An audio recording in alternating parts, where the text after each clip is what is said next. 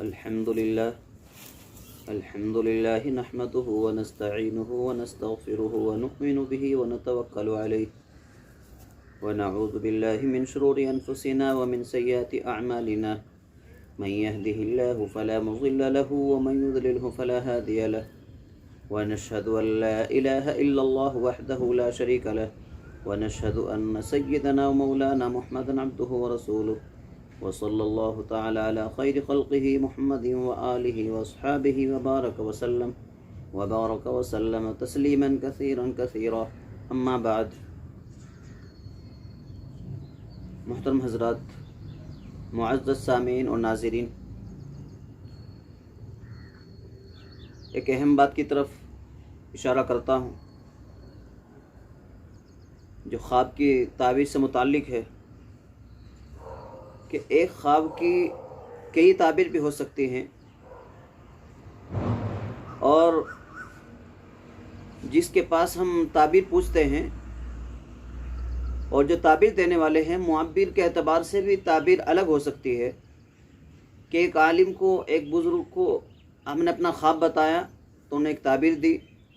وہی خواب ہم نے دوسروں کے سامنے بیان کیا تو ہو سکتا ہے وہ دوسری تعبیر اس کی بتا دیں. لیکن فن تعبیر کے جو ماہرین ہیں انہوں نے یہ بات لکھی ہے کہ پہلی تعبیر کا اعتبار ہوتا ہے کہ آپ نے اپنا خواب جس کے سامنے بیان کیا ہے، اور پہلی مرتبہ جس کے سامنے اپنا خواب بیان کیا ہے، اور ان کی زبان سے اس خواب کی جو تعبیر بتائی گئی ہے تو اسی پہلی تعبیر کا اعتبار ہوگا، اس کے بعد کی تعبیر کا اعتبار نہیں ہوگا. تو اس سلسلے میں اس بات کو بھی ذہن میں رکھیں کہ ہم اپنا خواب جس کے سامنے بیان کرنا چاہتے ہیں اور جس پر ہمیں اعتماد ہے اور جہاں سے امید ہے کہ وہاں سے ہمارے خواب کی تعبیر مل سکتی ہے، تو وہیں پر اپنا خواب بیان کریں اور وہیں سے اپنے خواب کی تعبیر معلوم کریں. لیکن یہ بات یاد رکھیں کہ پہلی تعبیر جو بتائی جائے گی اسی پہلی تعبیر کا اعتبار ہوگا، دوسری اور تیسری کا اور اس کے بعد کی تعبیر کا اعتبار نہیں ہوگا. یہ فن تعبیر کے جو ماہرین ہیں انہوں نے یہ بات اپنی کتابوں کے اندر لکھی ہے. ایک صاحب نے خواب میں دیکھا کہ ان کی والدہ جو پہلے سے مرحوم ہیں، اللہ کو پیاری ہو چکی ہیں، انتقال ہو چکا ہے، خواب کے اندر اپنی والدہ مرحومہ کو دیکھ رہے ہیں کہ ان کے گھر کے اندر آئی اور گھر کے صحن میں بیٹھی ہوئی ہیں اور ان کی بہن رو رہی ہیں، اور یہ اپنی والدہ کو یہ کہہ رہے ہیں کہ تم میری والدہ نہیں ہو، کیونکہ میری والدہ کا تو انتقال ہو چکا ہے اور میں ان کو مٹی میں دفن کر چکا ہوں، تم میری والدہ نہیں ہو. اور وہ خواب کے اندر جو مرحومہ والدہ آئی ہوئی ہیں وہ صحن کے اندر بیٹھ کر کہہ رہے ہیں کہ بیٹا میں تمہاری والدہ ہوں، میں تمہاری امی ہوں. اور یہ بیٹا منع کر رہا کہ تم میری والدہ نہیں ہو، میری والدہ کا انتقال ہو چکا ہے اور میں ان کو مٹی میں دفن کر چکا ہوں. یہ انہوں نے اپنا خواب بھیجا تھا، ان کا خواب میرے پاس آیا. تو اس کی تعبیر یہ ہے کہ جو خواب دیکھنے والے ہیں اور جو خواب میں اپنی مرحومہ والدہ کو یہ کہہ رہے ہیں کہ تم میری والدہ نہیں ہو، تو والدہ کے زندہ رہتے ہوئے، والدہ کی حیات میں اس بیٹے کی طرف سے والدہ کے خلاف کوئی ایسی بات ہوئی اور والدہ کی شان میں کچھ ایسی بات ہوئی کہ جس سے والدہ غصہ ہو گئی، ناراض ہوئی، اور وہ بات یا اس کا وہ عمل، اس کا وہ طرز عمل والدہ کو ناگوار گزرا اور ٹھیس پہنچی والدہ کو، والدہ ناراض ہوئی. کوئی ایسی باتیں زندگی میں ہوئی ہیں جن کی وجہ سے اس طرح کا ایک خواب نظر آیا، اور خواب کے ذریعے سے اس بیٹے کو یہ پیغام دیا جا رہا ہے کہ تم اپنی والدہ مرحومہ کے لیے ایصال ثواب کرو، دعائے مغفرت کرو، اور والدہ کے لیے استغفار کرنے سے، ایصال ثواب کرنے سے انشاءاللہ جو کمی کوتاہی زندگی میں ہو گئی تھی، والدین کی شان میں اگر کوئی کوتاہی اور ان کی شان کے خلاف اگر کوئی بات ہو جاتی ہے تو ان کو انتقال کے بعد ان کے لیے ایصال ثواب کرنے سے، دعائے مغفرت کرنے سے اللہ تعالیٰ اس کمی کو پورا کر دیتے ہیں اور ایسی اولاد کو فرما بردار اولاد میں شمار کر دیتے ہیں۔ تو خواب نظر آنے کا مطلب یہی ہے کہ اپنی والدہ کے لیے کچھ ایصال ثواب کر دیں اور دعائی مغفرت کرتے رہیں، کیونکہ والدہ کے اتنے احسانات ہوتے ہیں کہ ان احسانات کا حق ادا نہیں کیا جا سکتا، اور والدہ کا حق صرف زندگی میں نہیں رہتا بلکہ وفات کے انتقال کے بعد بھی والدہ کا حق اولاد کے اوپر رہتا ہے۔ اللہ والوں نے ان کے حقوق مننے کے بعد بھی لکھے ہیں، ان میں سے ایک حق یہ بھی ہے کہ ان کو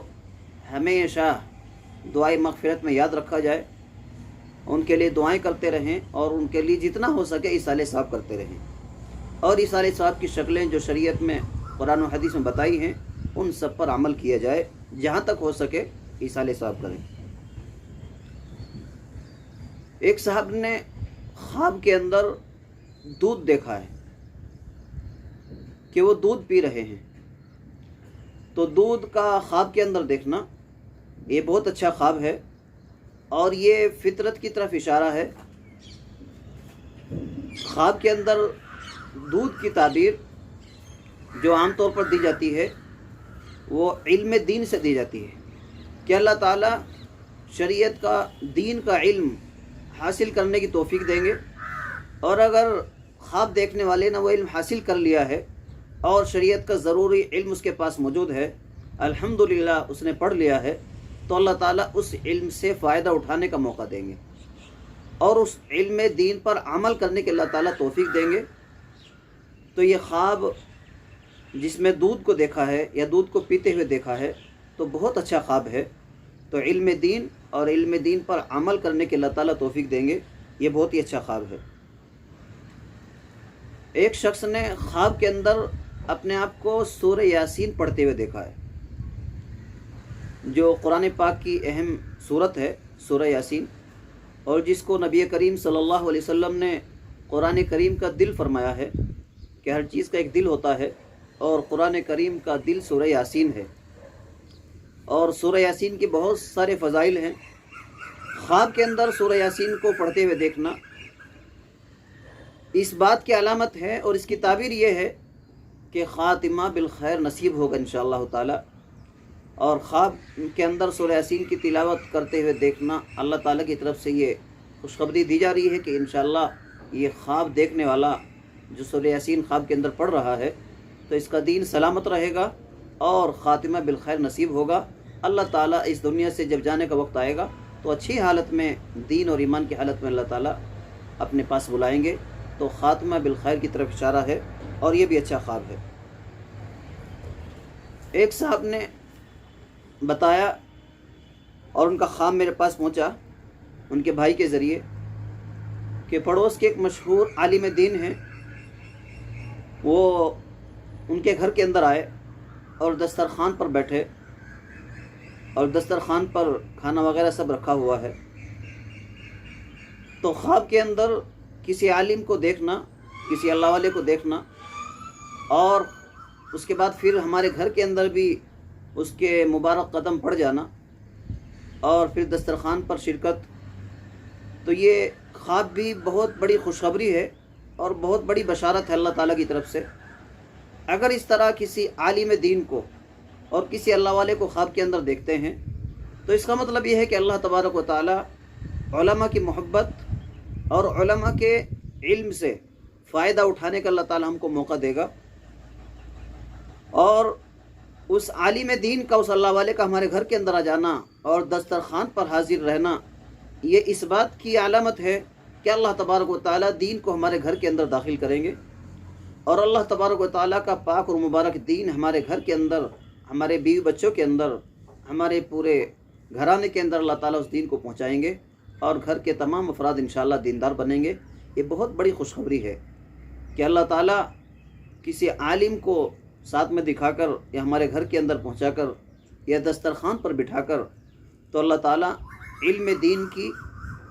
اور علماء کے علم سے فائدہ اٹھانے کی اور دین پر عمل کرنے کے اللہ تعالیٰ توفیق دیں گے۔ یہ دین کی بہت بڑی کامیابی کی طرف اشارہ ہے، اور دسترخوان نظر آ جانا اور دسترخوان پر کھانا وغیرہ رکھا ہوا ہونا اور سالن یا کھانا اس طرح کی چیزیں نظر آنا، یہ اور دنیا کے اعتبار سے بھی کامیابی کی علامت ہے کہ اللہ تعالیٰ حلال روزی عطا فرمائیں گے اور اس روزی میں برکت دیں گے اللہ تبارک و تعالیٰ۔ وہ روزی برکت والی روزی ہوگی، حلال روزی عطا فرمائیں گے اور خوشحالی کے ساتھ زندگی گزرے گی۔ تو دنیا اور دین دونوں طرف کی کامیابی کی طرف اشارہ ہے اور اللہ تعالیٰ کی طرف سے خوشخبری ہے۔ یہ خواب بھی بہت اچھا ہے۔ ایک خواب امام ابو حنیفہ رحمۃ اللہ علیہ کا، جو علامہ ابن سیرین رحمۃ اللہ علیہ نے اپنی کتاب کے اندر لکھا ہے کہ امام ابو حنیفہ رحمۃ اللہ علیہ کا بچپن تھا، مکتب کے اندر پڑھ رہے تھے، تو حضرت امام ابو حنیفہ رحمۃ اللہ علیہ نے اپنے بچپن میں مکتب کے زمانے میں ایک خواب دیکھا، کیونکہ اللہ والوں کے خواب بڑے مبارک خواب ہوتے ہیں اور اللہ تبارک و تعالی بچپن سے ہی کچھ ایسی علامات اور ایسی کرامات ان سے ظاہر فرماتے ہیں کہ ان کی آئندہ کی زندگی کی طرف اشارہ ہو جاتا ہے کہ بچہ یہ کوئی معمولی بچہ نہیں ہے، یہ آئندہ چل کر امت کے لیے بہت بڑا سرمایہ ثابت ہوگا۔ چنانچہ امام حنیفہ رحمۃ اللہ علیہ نے بچپن کے اندر ایک خواب دیکھا